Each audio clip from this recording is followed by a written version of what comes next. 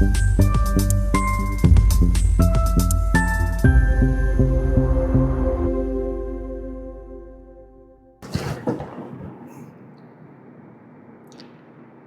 मित्रांनो.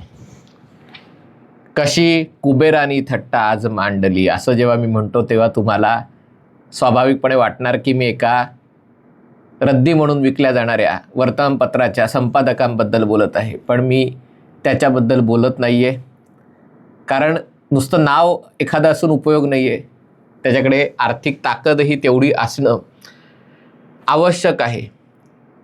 पण त्याच संपादकांच्या एकेकाळच्या अतिशय लाडक्या वर्तमानपत्राबद्दल मी बोलत आहे आणि वर्तमानपत्राचं नाव आहे द वॉशिंग्टन पोस्ट. आणि आपल्याकडच्या माध्यमांना कोणी विचारलं नसताना शहाणपणाचा सल्ला द्यायला की बघा कशी पत्रकारिता असायला हवी वगैरे, या वॉशिंग्टन पोस्टचं मग त्याच्यावर निघाल्या एका हॉलिवूड चित्रपटाचं आणि त्याच्यात कशा प्रकारे शोधपत्रकारिता वॉशिंग्टन पोस्टनी केली असते. पण सांगण्याचा उद्देश हा आहे की वॉशिंग्टन पोस्ट या एकेकाळी जगात अग्रगण्य वगैरे असलेल्या वर्तमानपत्रांनी 800 पैकी 300 पत्रकारांना लाथ घालून बाहेर हाकलून दिलेलं आहे. Out, get out. अनेक ठिकाणचे ब्युरो त्यांनी बंद केलेले आहेत किंवा कमी केलेले आहेत आणि याच्यामध्ये भारतातल्या ब्युरोचाही समावेश आहे. याच्यामध्ये शशी थरूर यांच्या मुलाचीही नोकरी गेलेली आहे, ईशान थरूर.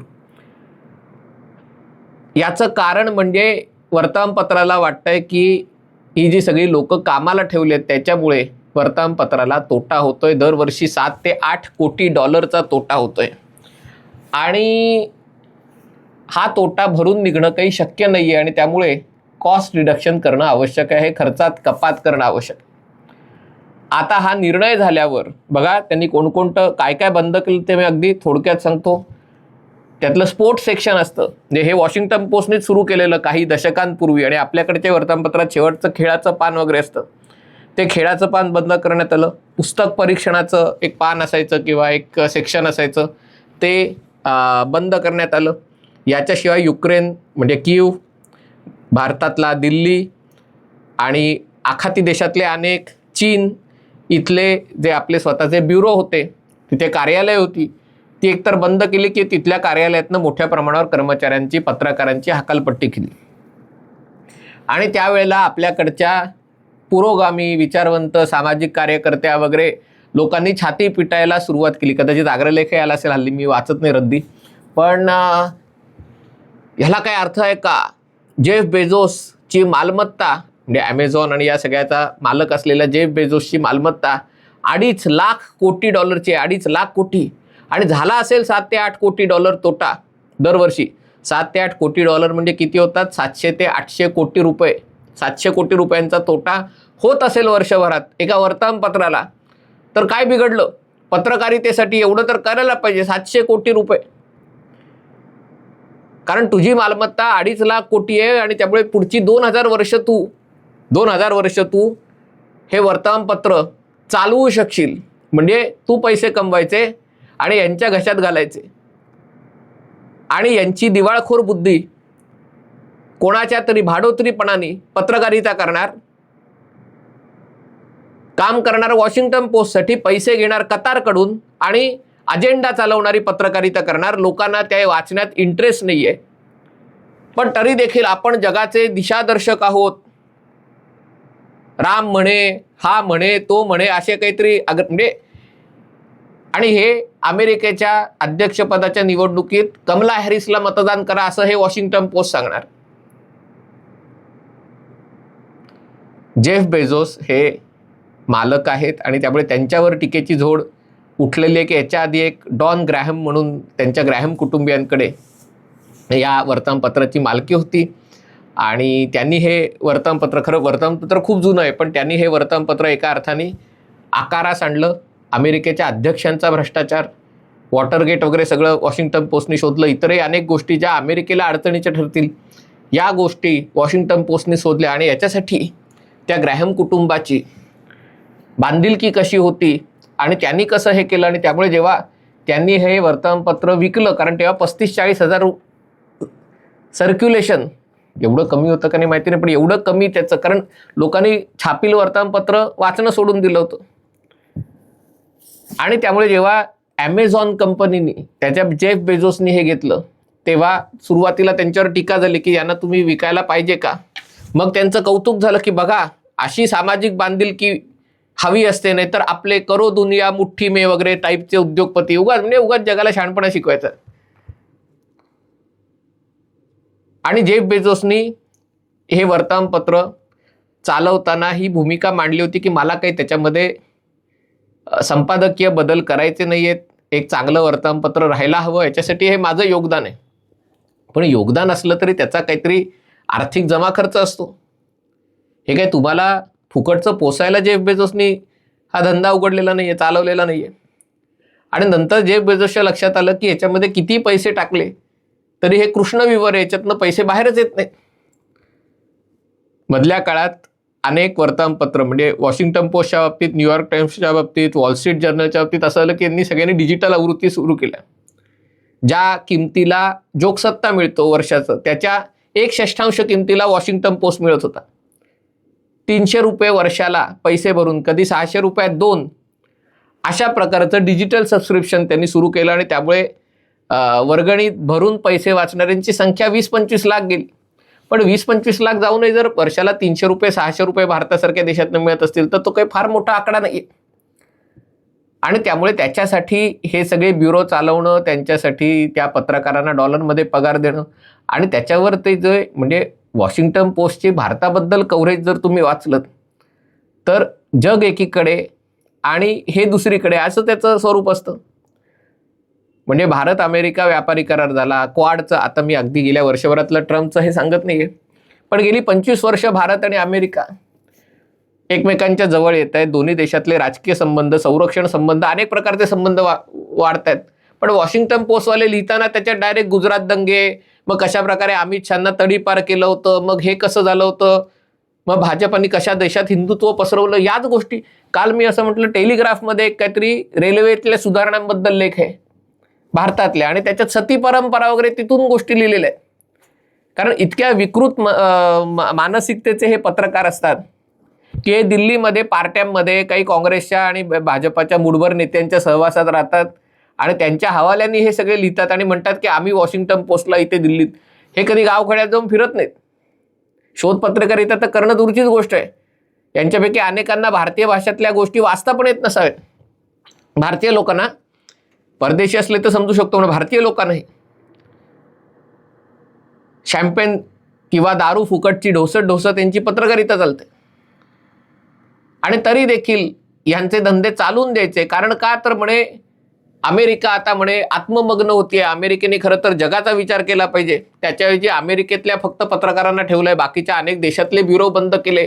तर मग अमेरिकेला जगाचं ज्ञान होणार कसं? अरे तुमच्यामुळे जगाचं ज्ञान होत नाही, तुम्ही तर त्यातला मोठा सगळ्यात अडथळा.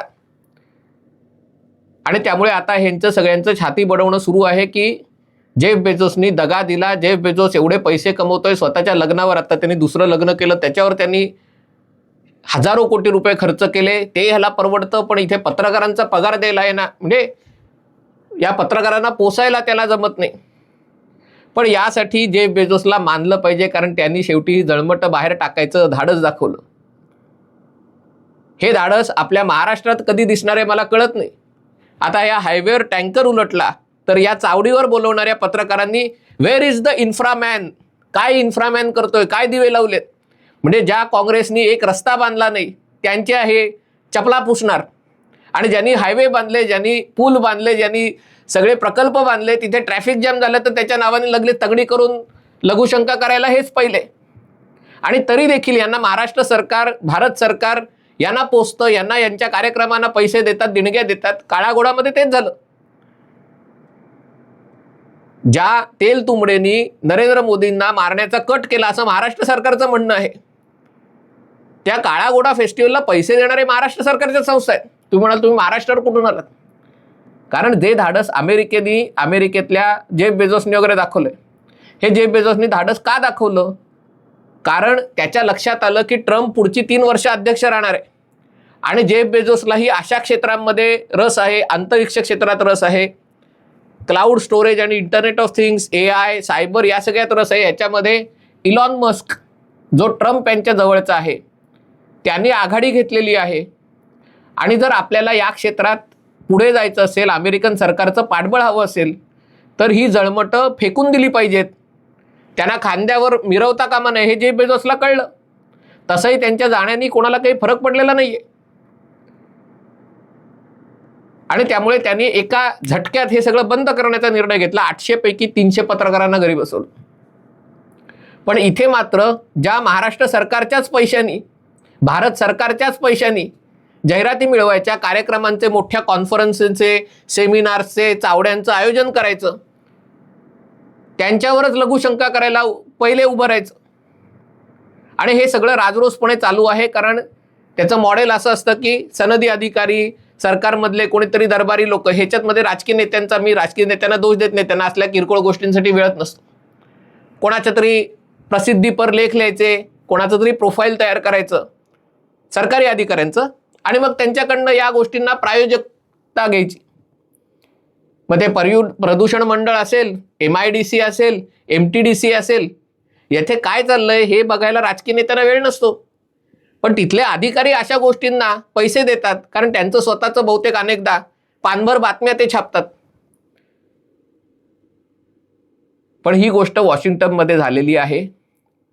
अर्थात याला तांत्रिक बाजू आहे आणि तेही सांगणं आवश्यक आहे, कारण हा फक्त विषय राजकीय नाही आहे. याला AI क्षेत्राचं काल का परवाच मी व्हिडिओ केला होता. AI क्षेत्रही जबाबदार आहे. कारण पहिले फक्त कागदावर वर्तमानपत्र वाचायचे, नंतर लोक मोबाईलवर सर्च करून वाचायला लागले.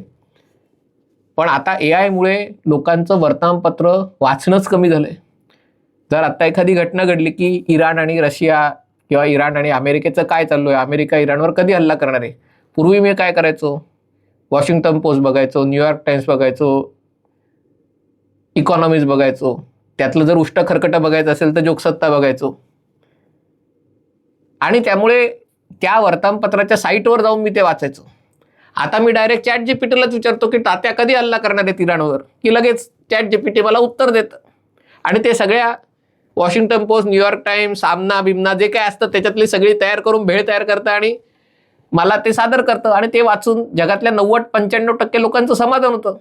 त्यांना काय अशी निष्पक्ष, निर्भीड वगैरे पत्रकारिता बघायची नसते, कारण ती निष्पक्षही नाही आहे आणि निर्भीडही नाही आहे, लोकांनाही माहिती असतं.